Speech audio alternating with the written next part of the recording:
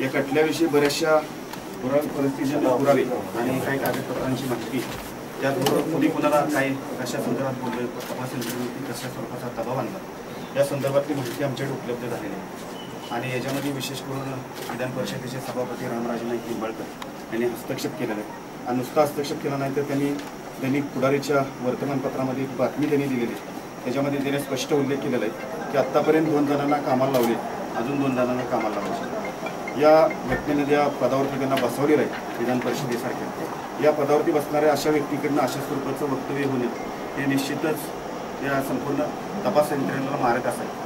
तपास यंत्रणेनं तपास यंत्रणेचं काम व्यवस्थितरित्या चालू केलं आहे, त्याच्यावर आमचा कुठलाही हे नाही, म्हणजे नाही। मात्र अशा स्वरूपाचं वक्तव्य करून किंवा प्रत्येक वेळेस त्यांना दबाव करून ज्या काही गोष्टी केल्या गेल्या रामराजेंना, त्या रामराजेंना त्वरित निलंबित करावं अशी आमची सर्वांची मागणी आहे त्या पदावर।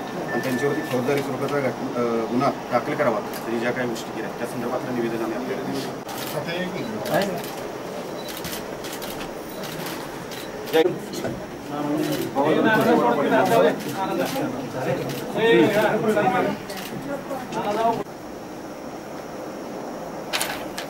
आमच्या आघाडीचे नेते श्रीमंत छत्रपती उदयनराजे भोसले यांच्यावर जो विनाकारण आरोप झालेले आहेत, तर त्याच्यासाठी त्यांना जो काही मानसिक छळ झालेला आहे त्यांचा, तर त्याच्यासाठी जे कोणी प्रत्यक्ष किंवा अप्रत्यक्षरित्या जे जबाबदार आहेत तर त्यांच्यावर योग्य ती कारवाई व्हावी आणि त्यांचं निलंबन व्हावं हीच आमची इच्छा आहे। ह्याच्यासाठी आम्ही आज निवेदन द्यायसाठी सर्वजण कलेक्टर ऑफिसला आलो।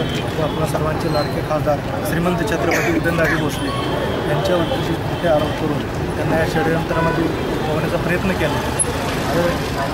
दूध का पाणी हे होऊनच जाईल, पण जे कोणी ह्याच्यातून सहभागी असतील त्यांना ह्याच्यातून कठोर कारवाई व्हावी, ह्याच्यातून ह्या सर्व गोष्टीतून आमचे नेते ह्याच्यातून पाहून चालत बाहेर पडले, मोठे आरोप केलेले त्याचा